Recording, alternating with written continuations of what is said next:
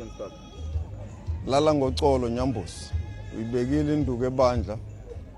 We as a younger generation in the ANC have seen your hand through various political education programs that you conducted on the strategy and tactics, and also in the importance of us respecting our cultures. That any society that needs to be defeated, they start by defeating their culture.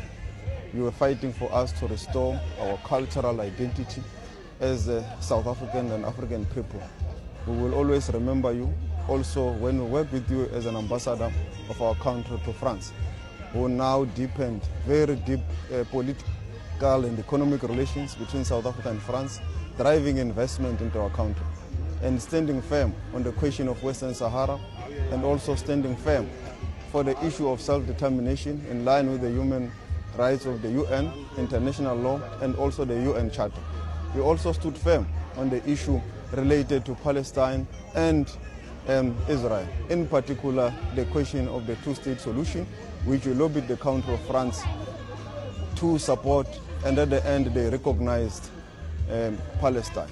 This has been a work that you are doing deep within the French Republic and also in our country, which you made sure that issues of geopolitics do not fracture our relationships, but they continue to deepen between South Africa and France. And for that, we will remember you as a political commissar, as a public rep, but also as an ambassador extraordinaire.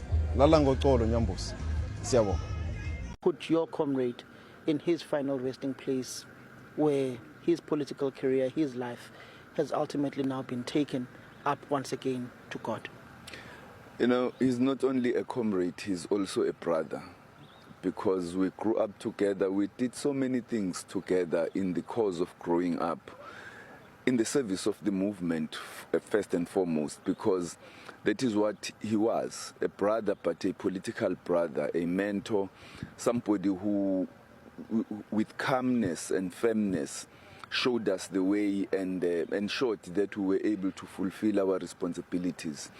And so I will miss that person beyond the political titles, but a person I could sit down with and talk about family, about friendship, soccer, jazz, all the things that we loved, and laugh at many things during our course of growing up. And so it is a somber moment today. We didn't think it was going to come to an end like this, but it is what it is. We are now here to provide support to his family, especially to his wife and children, who surely must be feeling the most painful throngs from what has happened. Looking at back in the days of the Southern Natal region, where you were comrades, which is now the amalgamation of eThekwini region and other parts of the lower South Coast and other parts of the lower part of KwaZulu-Natal and certain sections of the Midlands. What would be some of the fondest memories that you guys shared within that southern region of the province when KZN was still 3 different regions? We formed the ANC Youth League after years of unbanning. When we started in 1990, there was no branch of the ANC Youth League anywhere in Southern Natal.